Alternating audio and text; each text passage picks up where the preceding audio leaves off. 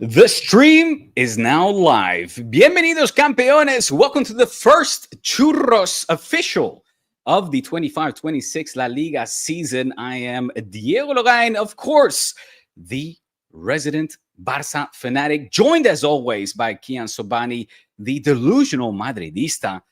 The summer is over. The Club World Cup embarrassments are as well. The transfers, well, we will have to wait and see if they have faded or not, but La Liga explodes onto the scene once again with an exciting match day one where Barca pick up a 3-0 controversial win over in San Moix. Sure, I can admit to that. Kiyan is here to break it down. A seething Madridista. Don't go anywhere. We'll get into it.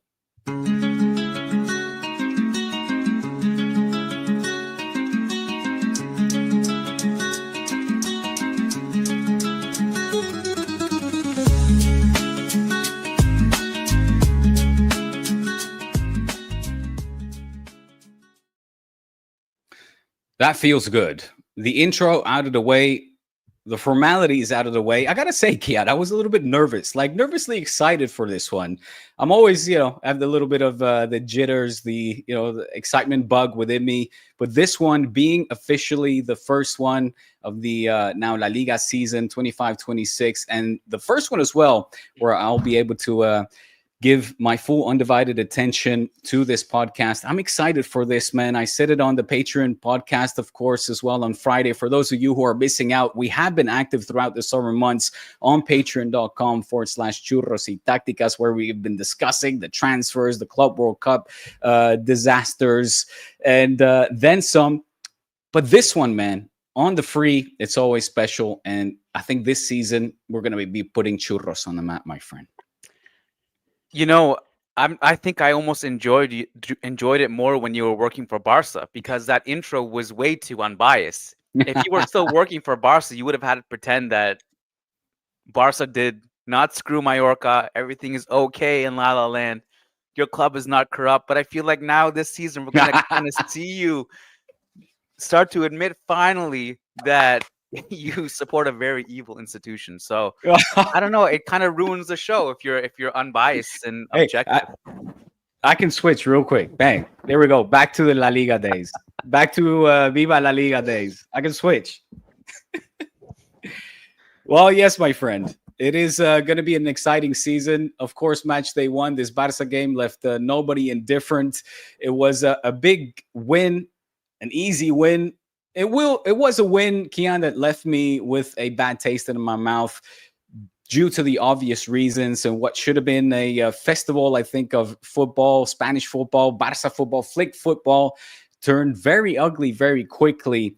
And while it was chaotic, Barca coming out strong with a nice cross performance from Lamine Yamal all around his cross, setting up Rafinha to kick things off where Barca left things in the previous season, which of course made them champion. Rafinha scoring, Lamine Yamal assisting, but then came that 2-0. And I guess, we might as well get into the thick of things here early on of this episode rather quickly, because it happened in the first half. It happened around it wasn't the half-hour mark exactly. It happened just before that. Within 20 minutes, was it not? Within 20 minutes, yes, exactly. Yeah. And it was, of course, where Raillo was, doing what he did as a defender. He managed to get his head to Lamine Yamal's shot, a curling shot that was on goal, cleared it, hit the floor. The ball ended up at eventually Ferran Torres' boots, who looked around, hesitated, as a lot of players were hesitating in that moment. But since the referee didn't blow the whistle, he didn't hesitate neither to eventually pull the trigger for the 2-0. And that's where, like I said, it left a bad taste in my mouth. We can get into, let me get your take before I expand on that, let's say, initial monologue here. Well, just to clarify, it was actually, I perceived it to be earlier, but it wasn't. Morlanes's red card was in the 33rd minute. It all happened afterwards, yeah. Yeah, and Muriki's red card was in the 39th minute. Yeah. And I have to admit, And I don't know if this is a testament to maybe Mallorca responding a little bit better than I thought, or Barca maybe not playing as well or being as ruthless as I thought. But I thought at that point, I was like, this is going to end 8, 10, 12, 20, 50. I don't know. But I have to admit, I checked out at halftime. I just did other things. And I didn't I watch get it. it. And I was surprised to see that it was only 3-0 when I checked the score later. I was expecting something much, much more dramatic. But I mean, I guess it's probably little consolation to Mallorca anyway. But and to Barca's, I mean, with Barca, it doesn't really matter. They're going to get the W regardless. So 3-0, 20-0 might not matter much apart from unless it comes down to some goal differential freak scenario at the end of the season. But I was expecting it to be much worse. I will give my quick run through of the events. I'm fine with the second yellow for Mr. Manu Morlanes. I thought it was a bit inconsistent with Araujo not getting a yellow throughout the game. I don't know if Araujo eventually did pick one up or not, but I thought Araujo could have had at least a yellow. I thought the goal that stood, that Ferran Torres scored, the strike was great. It was a really nice goal. Which obviously will not be talked about because of what happened before it. Arrasata'e said after the game that they were told before the season starts that if there is a head injury and if a player goes down, the play needs to be stopped immediately. And that's where I think we have to bring it back. And like, that's what should have happened. And I think what was even more, I guess, jarring and more interesting was that Arrasata'e said after the game that the fourth official on the sideline actually told the referee to stop the game when it happened. And the referee goes to put the whistle in his mouth. And then my interpretation was that he's like, hold on, let me see if Barca going to score here first. Okay, play on. And that's what happened. And then, of course, the big one, which I think was the icing on the cake, was Rafinha attempting to break some knees and legs and walking away from it unscathed, which is something we've actually seen before, Rafinha getting away with red cards. So that's my take. I think may very well have been the case that Mallorca would have lost anyway. I think the Muriqi red card was the correct call. And certainly trying to do anything without Muriqi on the field is going to be very difficult because a lot of their game plan was going to be set pieces and him capitalizing on those set pieces with his headers. So doing it without Muriqi is going to be challenging. So that's what. Did you disagree with any of my takes? I think it's pretty fair overall. Look, let me rewind the tape here a little bit and go back to Morlanes getting the second yellow for clipping Lamine Yamal from behind as he was approaching the 18-yard box. He had already picked up a yellow card for protesting before. So it was kind of reckless, if you will, behavior from the Mallorca player to make such a challenge in such a compromising situation. And I think the yellow card in that situation was the right call. Muriqi, who actually, you pronounce it Muriqi. I had to double check that myself because I kept hearing Muriqi. I'm like, why are they saying Muriqi, not Muriqi? But the man from Kosovo, Google Translate, also pronounces it as Muriqi. Him picking up that straight red, which initially was a yellow card, was clearly a red card. You know, another reckless, violent, quite aggressive challenge with the boot very high that left Joan Garcia with a bruised, I think it was the right side of his face. You saw after the match, it was quite swollen there. Was unnecessary and again, reckless challenge, a dangerous one for that matter. So no debate.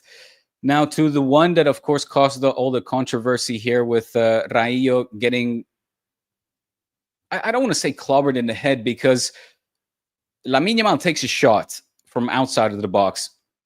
I can't say it was the most vicious, like the most powerful of shots. It wasn't a Roberto Carlos type of shot that hit him in the forehead. That he, of course, intentionally cleared as well. It wasn't like he was caught off guard. So the ref, you see him go down. He takes a step. He goes down. The ref takes a minute, as do other players, to kind of see, literally a split second, to see what is going on. He does take the whistle to his mouth, giving the intent, or the let's say the inclination, the idea that he might whistle, but he doesn't. So what are the players to do in a position like that? Well, you have to play on until the whistle is blown. Should he have done it? Should he have checked on Raillo to see if he was okay? Again, I'll be very open and honest here. In that moment, I was like, damn, check on the man. Like, you know, when Ferran Torres scored the goal, I thought the goal would be annulled, like would be disallowed. And I even thought afterwards, like, just give Mallorca their goal. Don't let this stand like this. It's not how I want to win. You know, the guy got un balonazo in the forehead. Anybody that has played football knows that hurts like fucking crazy. Now, Raillo is an experienced, a veteran. I think he's, I checked, I think it was 33 years old. Was there more to that than meets the eye? And this was something that was discussed on the radio as once the goal was ruled legal and play continued. They were like, well, what if the referee here sets a standard that whenever a player clears a ball and goes down, you immediately, and you halt the game, you immediately stop the whole natural flow of the game. In other words, the defender wins. If any time a player goes down in the box or whatever, really, and the resolution is a drop ball outside of the 18-yard box and play continues, well, you're setting a precedent where it wouldn't be the first time where football players kind of take advantage and find a loophole, let's say, to kind of benefit plays their way. What is my final conclusion? I think Ferran Torres was fully in the right. He did what he had to do as a football player. He was presented with an opportunity to have a shot on goal. He scored a great goal. Am I going to be critical with the referee here? Well, in the moment I was, because I did expect the game to be stopped. But I understand the argument as well that says, what precedent are you setting if every time a player clears a ball and goes down, are we going to stop the game from continuing? Did you get what I'm saying here? I do, but I honestly, my feeling on that is that while it's a valid concern, I think it's not going to happen. Like that loophole exists at any time. Anyone wants to do some shit hazard, they could literally just hold their head and fall down and pretend they have something. Which we see, right? I mean, now, like, I think it's more realistic that we see something like that in, let's say, a Champions League final, where like your team is getting back against the walls, and you're trying to defend the lead. It's like the 85th minute, and you want to just kill the momentum. I could see it happening, and certainly we see it happening, like in different ways, with players holding their leg or, embellishing challenges and staying down for a long time. But in this particular case, I don't know if we would have to be worried about something like that happening a lot. This was in the 30. When did Ferran Torres score? Like in the 23rd minute. Mm-hmm. Mallorca are down. There's not really any benefit of him doing that in that situation, because he went down right away, like before Ferran Torres even got the ball. Mm-hmm, and it wasn't even a clear-cut chance, because again, it was a great strike from distance. So I don't think so. And look, I also just want to say, when someone asked us on the Patreon episode on Friday, which teams would you want to get relegated? And my three teams were send Barca all the way down to Segunda Z, send Atletico to Segunda Z, and send Valencia to Segunda Z. Mallorca actually was nearly my choice for one of them, those spots. I hate this team. Genuinely, unapologetically loathe, detest Mallorca. And that's mainly because of one player, though. But also Raio, who got hit in the head in this game, I have zero sympathy for that dude. Complete jackass. So for me to even sit here and defend anything about that team, other than Arrasata'e, who I love, I really like Yagoba Arrasata'e. I like players like Muriqi too, but I just yeah. So I get both sides, but ultimately I think it comes down to the fourth official, according to Arrasata'e, told the referee to blow the whistle, and the referee puts the whistle in his mouth, and then he just decided not to blow it when Barca scored. And I think the Rafinha red card is shocking to me, or non-red card. I'll give you that. Rafinha should have gotten a red card. That tackle was also a reckless one. I don't know if he slipped or not, but the fact is that he went in, pretty much two-legged, studs out, and yeah, should have picked up red for sure. If this was so let me ask you this: if it was this complacency, or was this something more? No. Well, maybe it was pity. Look, I'll tell you what, after the reason why it left a sour taste in my mouth is not just the way that obviously those incidents that we have now discussed at some length, the red cards and the controversial goal of Ferran Torres, but also after that, it was just the game was done. It was a different. Barca dropped their intensity to 50%. Flick, after the game, was very critical as well. Said he didn't like the win whatsoever because his team just took it down a notch or two even. It was Barca playing in second gear. What I always feel is like you have to keep up that intensity. Now, was it Barca showing pity? You have to say as well that the temperatures at the moment are, hellish. It's 37, 38 degrees that feel even within the 40 degrees at this time, with a lot of humidity. The game was played right now at this hour at 7:30 Central European time, so it's sure that plays a factor. Maybe a little bit of quote unquote sympathy had something to do with it as well, but you saw that right after as well, Mallorca had a chance to get the 2-1. And then it's a whole different game. I would have at least wanted to see this team show the respect to a Mallorca and finish it off with a third and a fourth and a fifth goal. Now, you might say, show respect. How's that showing respect, right? You're playing against 9 men and you're completely demolishing them on their home ground after having suffered a loss under quite harsh circumstances. Well, I think that is actually showing respect, because Mallorca could have gotten back into this game. It could have been 10 men against 9 with a 2-1 scoreline, and then let's see what happens. You know what I mean? With Mallorca playing on the counter attack, you don't know what's going to happen eventually, and that is something that just didn't sit well. It became a game that was more in line with the summer friendlies than match day 1 of La Liga Santander, where you're seeing the champions, the title holders, and hopefully repeat champions come out and make a statement. And yeah, again, I hear the arguments to say it's a long season, yada, yada, but our next game isn't until, next weekend. So it was not a pretty game, and it didn't leave a good taste in my mouth, quite frankly. No. If it was Real Madrid instead of Barca, you would have made a 1-hour video by now, exposing everything. Just saying. It's a long season, my friend. It's a long season. That video will come. But you remember, I remember last year at some point we said, why don't we just go game to game and just take it? So this is game 1. So I don't know about the spreadsheet, but how do we record this? Do we just put one tick beside Barca for now? Listen, I'm happy to keep your spreadsheet. It's something that I suggested last season or the season before that. It's something I've been crying out to do. Let's do it, baby. Let's do it. Let's record, the controversial calls. I'm happy to keep tabs. I'm happy to have the Churros community help me out with that. Hopefully there will be some culés in there as well, keeping tabs. But, I think I've got that on lock.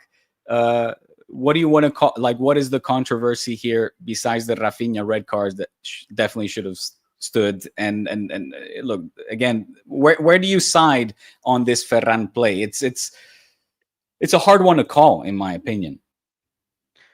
No, I mean, I side with the fact that it should have been stopped, and it's Yeah, not. you wanted to see it stop. Yeah, I don't blame Barca for continuing to play. It's not their job; it's the referee's job.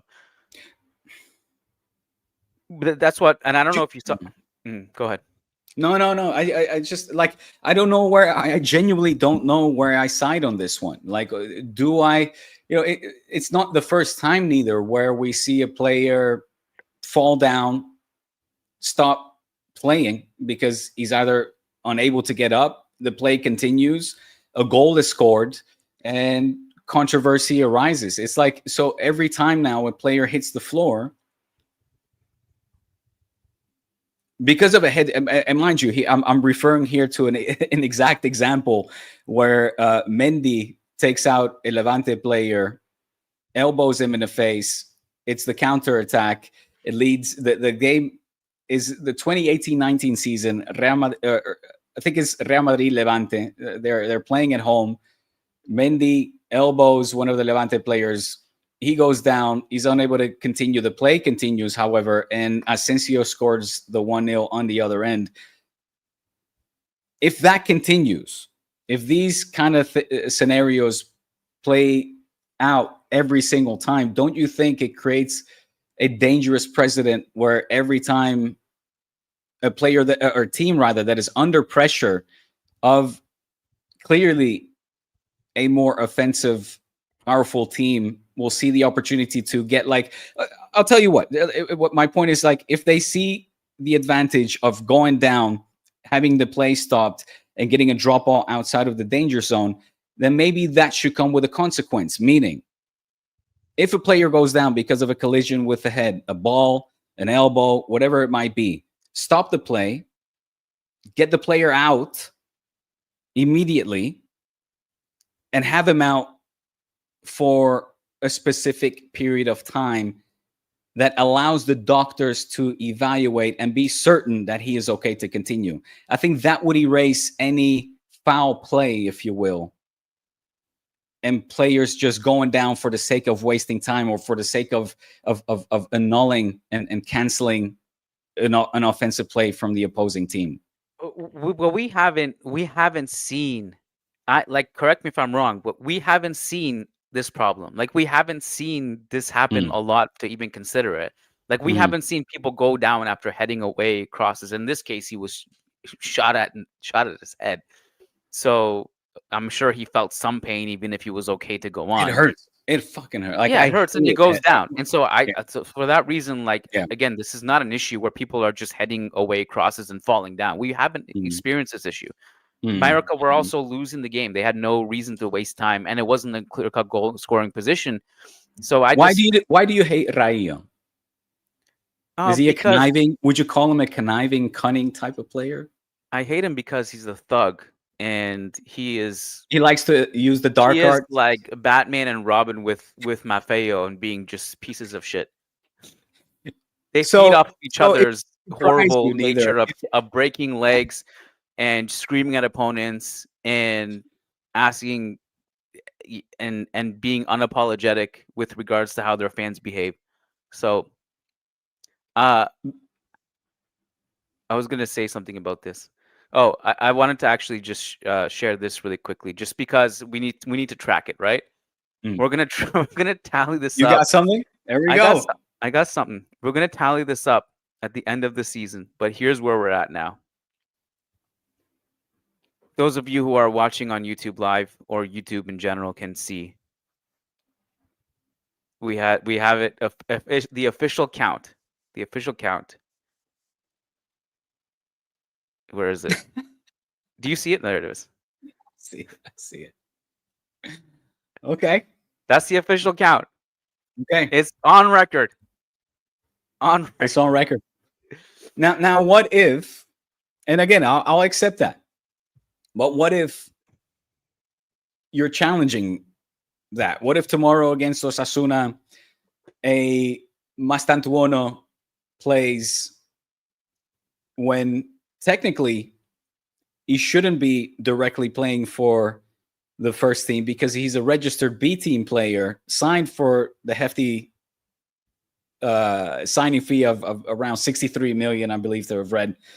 And the rules state that a player that is signed for the filial, the B team, cannot or has to also play. So you can use a B team player for the A team, but if a player is signed for the with the intention and the license to play for the B team, he has to play for the B team before he gets to play for the first team. Oh, interesting. What happens then? I don't know. See, I was going to easily refute everything you just said because this is what we did with Vinicius and Rodrigo, and it's very common that you call up your B team players. That specific case, so you have to. I mean, that's completely news to me. So you're catching me off guard. I'm ignorant about it. If that's true, I honestly have to research it on the spot because I haven't heard that rule. Sure. I guess my point is, I just threw out an example here, but where what you can challenge a decision. In this case, I agree. I might disagree in the next, or you might. So where do we stand on that for the counter? My suggestion would be we would keep it to on-field referee stuff. Because otherwise, we're going to, every time there's like a registration issue or Barca, get away with some loophole somewhere, we're going to have to add that too. No, but not just that. But what if you disagree with my call? Like I'm like, that's a red card. That's not a penalty. And you're like, it is. This is the challenge. I don't know what the tiebreaker is in that situation. Unfortunately, we cannot rely on the very loyal and much appreciated Churros community because the vast majority of y'all, you're all Madridistas. So what if we give it to the AI agents, the Groks, the chats, GPTs, but the AI just agrees with whatever you say as well. They're not objective either. I don't trust anybody except me and Florentino. That's it. I don't trust anybody else. Oh my God.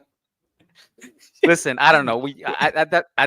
In the event that happens, I don't know. It's a good question, and this is part of the reason why I don't even know if we can keep track of it. Because I remember we disagreed on several interpretations of the calls in the past. Oh, I can think of the specific examples of when those happened as well. Mm-hmm. So we have to just be as objective as possible. Both of us have to keep that promise. Or we keep separate counters. You have yours and I have mine, and we compare. Well, then what's the point of that? Because then in the end, we'll still have no truth. We'll just have subjective realities. We live in our own worlds at that point. Isn't that what the world is all about anyway? Like, and I was gonna say have like a tiebreaker, like a vote on social media, but you can't trust those either. It's basically whoever has the bigger fan base or who sees it. Whichever fan base sees it and gets their army to vote the most. You could even get bots to vote. So I don't trust that either. This is unfortunate, man. We can't even rely on society or humanity. What a dark day. We will figure it out, my friend. We will figure it out one way or the other. But just to pick up a couple of other points here from the game, I think, Lamine Yamal won the Man of the Match award for good reason. Assist and a goal eventually, but I think throughout the game, I don't know if you mentioned you sort of saw it with one eye tuning in here and there. He had a very solid game all around, really, where also defensively he had some good interceptions, as did Pedri for that matter. Ferran with the good finish, although opportunistic. Rashford, however, had his debut in the Barca shirt, played 22 minutes. For me, I'm expecting more. Not that I expected him to shine for the 22 minutes that he was on there, but he has a potential that I think was untapped in this game. He could have given more. I would have liked to have seen more. I don't know if it was the team dynamics and given the situation of the game that we didn't see that from the Englishman. De Jong bossing the midfield, Rafinha reliable as always. And, a Mallorca side that, of course, left with, angry. We heard Arrasata'e, you mentioned him. He's a coach that I am very fond of as well since his days at Osasuna and other teams where I think he's shown that he is able to make a mid-table tier team punch above his weight, but he wasn't. His players, I would say, didn't give him the chance to do so on this occasion. So Flick expressed his discomfort, his annoyance, his high press. I think suffered given the game, the circumstances of the game as well. But let's, if you want, Kiyan, preview tomorrow's game for you. It's Osasuna at home. What are you expecting? Are you expecting high-flying, Xabi Alonso ball? Is this a game that will be won easily? There's a lot of hype around Franco Mastantuono since his presentation and his signing, of course, as well. But I'm seeing the comparisons to Messi, to Lamine Yamal. Marca are not wasting any given opportunity to do so, even going so far to post a good goal. But yesterday's goal that he scored in practice was, Franco's first goal in a Madrid practice, and it looked a pretty standard goal. I guess my question is too much pressure being put upon this guy to already put him in the range of, say, a Messi and Messi is big words, but Lamine Yamal? Is there kind of a desperation, if you will, amongst the Madridistas to put this young Argentine player with the best? I don't know. There was just so much being thrown at me right there. My brain just broke for a second. People going crazy over Mastantuono's goal in training. It was just a regular goal. I don't know what to tell you. Was it an amazing goal? It looked like a goal. I don't know. It was like the most viewed clip, and Marca was going crazy about it. They were like right now, the Mastantuono stuff is just like, it's going viral. Like, people are very excited about this guy. It's very similar to when we signed Goulier. But that's my point. Yeah, it feels kind of desperate. There's like a desperation.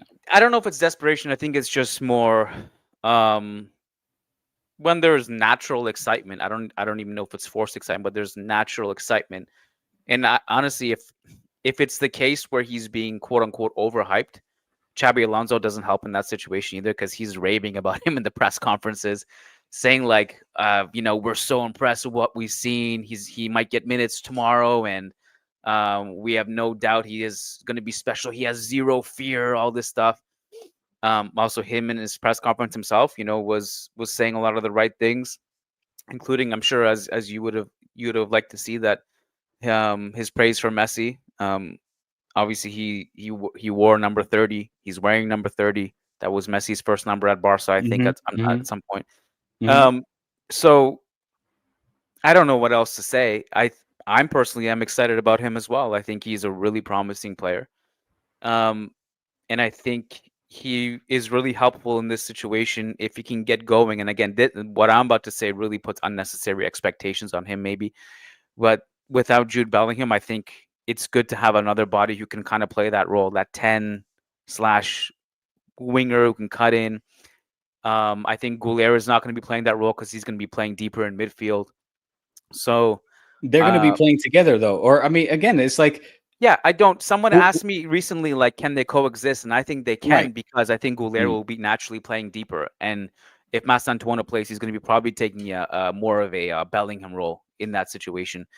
So there's we have more questions than answers. Truly. So I can just say that I'm personally very excited to see Real Madrid play football again. I'm not nervous about tomorrow. What I'm more nervous about is the big games. We have Atletico next month, who laid an egg on the weekend, but that's always going to be tough. We have Barca in October, the month after that. Those are the games I want to see Real Madrid improve in. I think that Real Madrid will improve in these games against Osasuna, and these games they're supposed to win, because in those games last year, as I told you last week, they were really poor. I think they'll be much better in those games, but I do want to see real tangible improvements in the big games.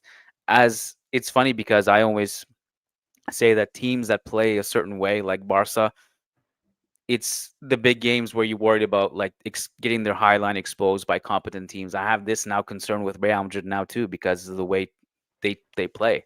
Everyone is at the halfway line or even higher. So it's a very, very I don't know, dangerous is the right word. How does it compare to flick ball? Yeah, it is. It's comparable. What are the I mean, similarities, the differences? it's a team that wants to hold at the halfway line at the deepest. It's a team that wants to play the offside trap. It's a team that wants to win the ball back high up the pitch as soon as it gets it. It's a team that wants to control and keep possession and find openings and work it around until they do. And so that's Xabi's philosophy, and that's how he wants to get everyone buy in. It's much more collective. I don't know if it was you or someone else that was speaking about like why Vinicius has to adapt to this is that there's no more like getting the ball and trying to dribble two or three players. When he gets it, he has to be very quick. Xabi Alonso screaming on the sidelines, más rápido, switch it. So it's like it's more high octane. And again, I think it's just a completely different formula than what we've seen in the past few years with Real Madrid. And again, I'm not the kind of person who says only this works or only that works. I think you can win playing a variety of different ways. But I think the one weakness this will have is that teams who are really good in transition, who have elite wingers like Lamine Yamal or Kvaratskhelia or Doué or whoever, I don't know, just take your pick, Saka, just go down the list. These guys are going to be more able to expose that high line. So we're in that sense, I think it's kind of like the Barca conundrum of the last few years. I'm really excited to see it, man. I'm really excited to see it. I mean, the reason why I mentioned this hype around the young Argentinian players, not because I disagree. I'm speaking out of mere ignorance here. I didn't know about this player before he got signed to Real Madrid, and we knew very little as well, right? But now seeing the headlines, and again, I'm referring here to Marca. I'm quoting literal articles of theirs talking about a Maradonian and a Messian-like goals that he has been scoring, and I'm like, Jesus Christ, like this is big. Like this guy flew under my radar. I had no clue about him, and all of a sudden it turns out that he is the next big Argentinian player. That is gonna light up the league, I guess. I'll put some perspective on it. The reason why he's hyped is also this: is that he just turned 18. He was River's best player last season. There are only 4 players in Argentina football history who made a debut at the age of 16. One of them was Maradona. One of them was Mastantuono. The other 2, I don't remember their names, but Messi was not one of them. I assumed Messi would have been one of them, but he wasn't. They were 2 other guys. And he, like, if you go by his YouTube reel, he's ridiculous. But again, we don't judge based on that. But there's a reason why he's very promising. I was gonna say something else about this, though. I guess the funny thing to me is that, by all reports and everyone reputable, everyone said that Xabi Alonso like really wanted him. He called him specifically. He wants to like start him right away. Which to me, when I read that stuff, I was like, that's crazy, guys. You don't know what Xabi Alonso wants at this stage. Like this is. He may also not come to that conclusion when he sees Mastantuono up close. But then, like, you hear like who these where these reports are coming from. You listen to Xabi Alonso in the press conference this morning. It's like raving about this kid. So I don't even know if this is healthy expectations.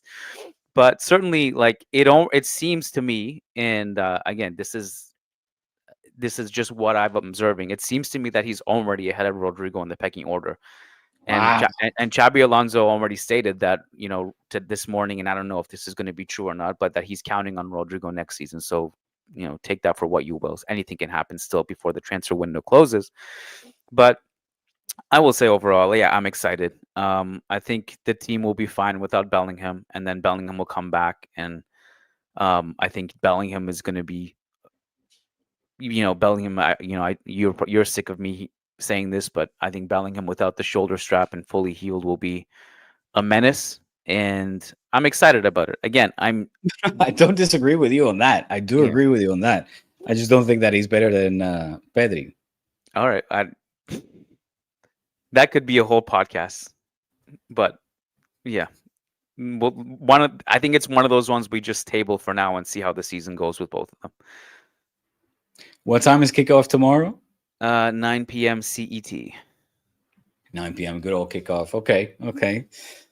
I did. Right. We moved on to Real Madrid pretty quick, but actually, there was something I wanted to say about the referees before we moved on to that from that subject.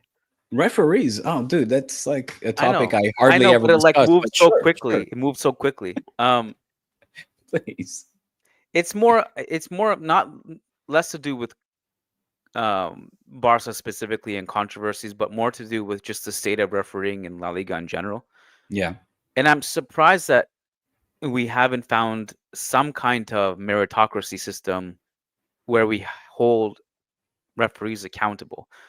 And I You think sound a lot like Xavi right now, but go on. Xavi Hernandez, Advocating for referees to please come out and explain certain decision, advocating Yeah. for transparency. Yep. He's right. He's right. I think like my very radical and unrealistic solution is just to outsource all the referees, bring them from a different country so that there's Really? because so that there's guaranteed no biases. Okay.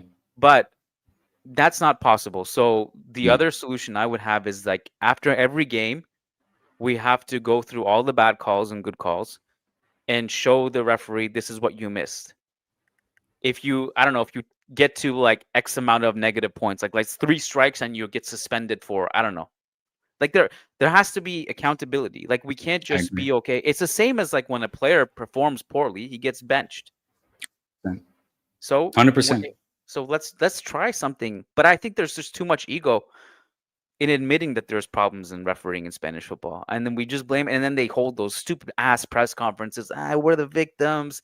Our life is hard. One press conference. There's one precedent. There was one press conference where the pressure had mounted to that much. Where no, listen, if a referee's family is involved and the kid's getting bullied at school, I don't think that is okay. And there's one club and only one club that continues to twice a week, continue to bully referees, and that's Real Madrid. You know that. But Barca So at least only do it in press conferences. That's it. No, dude. There's a systematic plan in place to bully referees, and that comes from Real Madrid.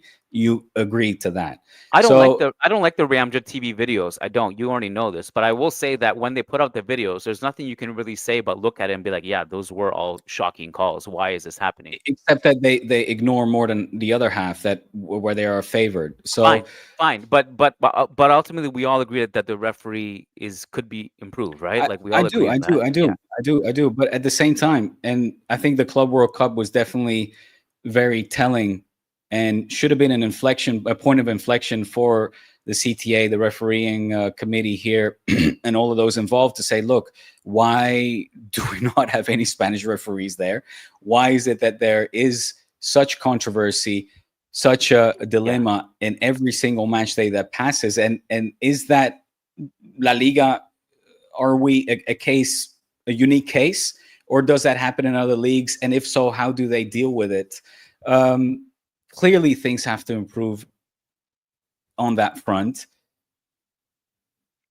What I take issue with, and that is one of the videos that I put out this summer, is the fact that the person or the entity, the institution spearheading this change is Real Madrid, and the pressure that Florentino Perez imposes upon those committees, whether it be La Liga, the Spanish Football Federation, or the CTA themselves, because those bodies are already governed and led by renowned Madridistas. And don't call this conspiracy theory, because they are very vocal, and the track, the record speaks for itself. You can look for yourself the presidents of those associations, who they are, where their, let's say, allegiance stands with, if again, excuse me for my broken English here, but I think I'm making my point across. Why does it have to be all controlled and initiated and also, I guess, then formed eventually by Real Madrid? You mentioned the bringing referees in from abroad. That is also something that has been said by and suggested by Florentino Perez. I guess that's something that I could side with. Have Swiss referees, they're a neutral country, have them come in and referee these games. I don't see that as something feasible, but my suspicion lies, generally with the fact that it is Florentino putting in these phone calls, and then seeing how the whole maquinaria, the whole system then eventually says, okay, we're going to get rid of the Cantalejos, we're going to get rid of that person, not that person, though. Interesting enough, that person has direct ties with Real Madrid. We're going to put in somebody else. And thank God, I don't know if you saw this hacker an absolute walking meme, for crying out loud. This Chema personality, an absolute Real Madrid hooligan, eventually not taking this job as like AI VAR, AI expert, or whatever the fuck his role was going to be, step away because of incompatibility with his current job, his current role. But still, I'm like, what the fuck is going on here, man? Mind you, all the while, under Cantalejo's watch, it is still Real Madrid that have been benefited the most, right or wrong. I'm not going to go through the whole list, but the team that statistically has gotten the most penalties in favor, the least against, making a difference of 3 times higher than the second team in the rankings. And Barca doesn't even crack the top 5. So you'll have to, again, excuse my suspicion here and my discomfort when somebody like Florentino Perez is the one behind, the orchestrating these changes and the one implementing all of the I don't want to say new rules, but the new changes, right? The new people that are in charge of these roles. So yeah, Diego, I've been holding my breath for however long you've been talking because I really have to piss, and I just wanted to tell you that I have to go piss, and I'll be back in 30 seconds. But while I'm gone, can you just maybe address also the fact that VAR is the guy who runs it is a Barca socio, if I'm not mistaken, and also who is the CEO of Media Pro, and isn't also the guy in charge of VAR? Isn't he a direct associate of Negreira? I gotta go piss. So what Kiyan is referring to is Jaume Rodes, actually my old boss during the time that I worked for Media Pro at La Liga TV. And yes, of course, they are the team or the entity that provide the technology that La Liga uses to draw the lines. VAR is something that is being provided by Media Pro. I don't know if that is still the case because Media Pro actually lost the rights to La Liga to broadcast those for this season and onward. So I don't know if it is still being provided by VAR. But the fact that Jaume Rodes, the CEO of Media Pro, is Catalan, is a Barca supporter, whether he has that power to then start manipulating the drawing lines of which the referee, the CTA, are in charge of, I think that is a little bit, too far-fetched. Can I share my screen here? If you go down the line, when you take a look at actually those people that are orchestrating in charge of Spanish football, they all have direct links with Real Madrid. Jaume Rodes being an outstander, an outlier, if you will. Here we go. But these people here, is it popping up? Hold on. Here we go. These people here, from the president of the CSD, the higher council of Spanish football, to the president of the Player Association, the president of La Liga himself, Rubiales now Lozan, to Yolanda Parga and her husband as well. Kiyan, you're back. I was referring to Jaume Rodes that, yes, indeed, the CEO and the founder of Media Pro is indeed a Barca fan. I don't know if he's a socio or not. He probably is, but let's say that he is, give the benefit of the doubt.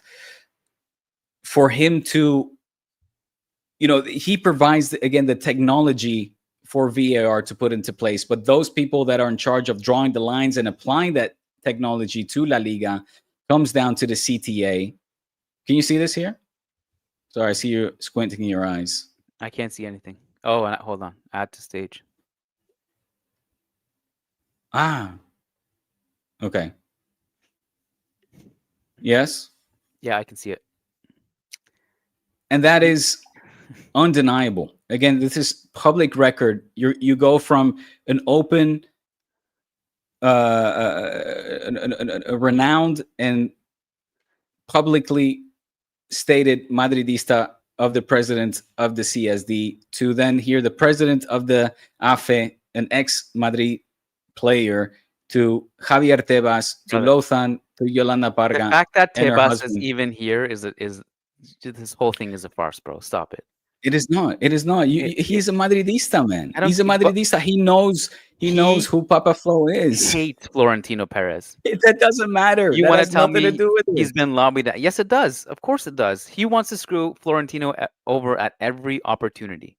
He would Every never touch opportunity. his beloved Madrid. I genuinely disagree with that. We have never seen a Javier Tebas that has been more permissive. Again, the Mastantuono case now.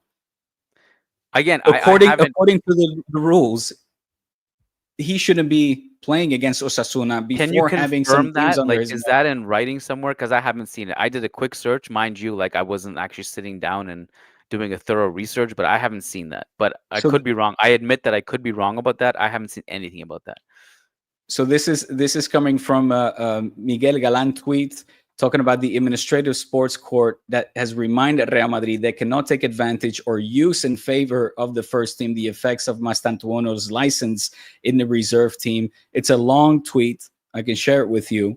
But there is a case where Osasuna could appeal, or not appeal, but actually call out fraud of the law of Article 125 of the general regulations of the Spanish Football Federations that states the relationship of an affiliation or dependency may not serve as an instrument to evade the spirit of the regulatory provisions. I mean, these are big words, man. Like, it's a long ass tweet. If I'm gonna, I would rather you read this tweet and draw your own interpretations. But the conclusion is that there is a case here where Madrid shouldn't be fielding a player that they paid a hefty amount for, that is apparently signed for the B team, that will now be exclusively used for the first team. That, under the current rules, shouldn't be allowed. I just realized there's an entire article on Managing Madrid explaining this, and I didn't realize that before this. Who wrote it? Maybe I should read Managing Madrid more. Mehdi Hassan. I've shared the tweet in case anybody is interested. Yeah, there's the Managing Madrid article references the entire Article 252. Regardless, here's my pretty safe prediction, Diego. If it's allowed, it'll happen, and if it's not allowed, it won't happen. That's pretty straightforward. So we'll find out in a couple days. Tomorrow, no? Fair. Yeah, tomorrow. We'll see. I mean, you're talking about a team that was kicked out I don't of know, Copa man. del Rey for fielding an ineligible player, and I don't think it would. If it was, player. That's the word I was looking for. if it happened again, it will be punished again. So that's my guess. And I'm sure Real Madrid won't field him if they're not allowed to field him. We'll see. I think this whole beef between Tebas and Florentino it's an act. I'm not saying that isn't like genuine. No. It's he knows that he's taking on a beast that he just cannot handle. And for those that say that Tebas is doing Barca any favors, Tebas has continuously been an absolute stick in the wheels for Barca. I don't listen. We both agree Tebas. I mean, I don't think Tebas favors Barca either. You don't got to convince me of that. I think he's just a bad president in general. No other president in sports opens their mouth as much as this dude does. Seriously. Unprompted. He just goes around and criticizing the teams in his league. Like, shut up. Just shut up. All he wants is attention. And we give it to him, unfortunately. The guy is an idiot. You won't see me disagree with him. He doesn't help Barca either. So regardless, I will just say this, because you know me. I think a lot of this comes down to incompetency with referees. Every single team can bring a list of decisions that favored them and decisions that went against them. There's probably 4 or 5 times in sports history where I've doubted that, and I've actually considered corruption, and actually, admit to corruption, not just considered it. I know it's corrupted. One is the 2002 World Cup. with Korea Mhm. and Japan, but mostly Korea. Calciopoli, obviously. Mhm. The The NBA refereeing scandals. 2001, the Lakers, right? Something like that era. Can't remember Mhm. exactly. Mhm, mhm. That's 3. And I guess the fourth one, was there a fifth one? Oh, there is a fifth. The fourth one is the Negreira thing. That's still under Mhm. investigation. And the Mhm. fifth one is after Real Madrid's letter last season. The 3 games that followed it were it couldn't be more obvious that this is La Liga sending a message. Be like, you want to talk shit about us? Here you go. 9 points off of your title race. Bam, gone just like that. You know what? You know what's gonna happen? A player is going to try to break Mbappe's legs. We're gonna applaud him, and then he's gonna score the winning goal against your team. That's what's gonna happen. Those are the 5 times that I've looked at it and be like, you know what? That might be something beyond incompetency. I think that's And you don't something. think Real Madrid, with all the power, being the most powerful institution in sports in Spain, potentially even Europe, have ever partaken in the corruption? Come on, Kiyan. Until I see the evidence? No. Oh my God, the evidence! You ignore the evidence, bro. You I ignore haven't you seen turn a blind eye. all I've seen is calls that have gone towards them, or the things you're bringing up now, which is a lot is saying, but until they get investigated and some shit happens, and I honestly, I know you won't believe me when I say this, but I am objective with this stuff. If the day comes that this is all comes out, Real Madrid did this and that, and it's like unassailable, then I'm not going to sit here and deny it. I won't. But those are the 5 instances that I thought there was at least some clear evidence. Whereas in these other cases, it's all like, oh, Real Madrid shouldn't have gotten this handball or whatever. And so when it comes down to that, that's not evidence to me. It's like it's similar to like everyone in the Premier League thinks that it's their team getting screwed. Arsenal, City, My Liverpool. friend, stay tuned to D Spot. Everybody watching, please subscribe to D Spot. It is my mission to make this the 6th case where Kiyan is suspect, at the very least, of foul play, corruption taking place under the influence of Real Madrid. And I think it's a case that I can quite easily put together, but it will be a pleasure for me to put that one together as well. Would love to see it, bro. Would love to see it. All right. Anything else you want to discuss before we wrap it up here? I gotta wrap it up. Kids coming home soon. Yes. I gotta bounce. Okay. Listen, man, this was fun. And end of the week, we'll have the Real Madrid game to discuss and whatever else you guys throw at us. If you're a patron, go to patreon.com/churros y tácticas. That's where the real stuff happens. That's where we answer every single question that's submitted, no matter how controversial it is. And that's where you'll get access to our end of week discussion every week this season. Patreon.com/Churros y Tácticas. Diego, what else do we want to plug here? Churros y Tácticas Patreon. Follow us on social media as well. Give the old D Spot a follow as well. I've got a bunch of videos that I invested a whole lot of time in and resources to get that just about right, and they are criminally underviewed and underrated. So if you want to throw your favorite culé a bone, go ahead and subscribe to D-Spot. That's youtube.com/D-Spot, and hit the bell notification, of course, so you don't miss that much awaited and anticipated video, specially made for Kiyan and the rest of y'all Madridistas. Awesome. Check out Diego's channel. Check out our Patreon for a lot of bonus access that you guys will have a ton of fun consuming and being part of that family. Patreon.com/Churros y Tácticas. Diego, it was a pleasure, man. Good chatting. And thanks everyone for tuning in. Peace out. Thank you. To the next. Bye.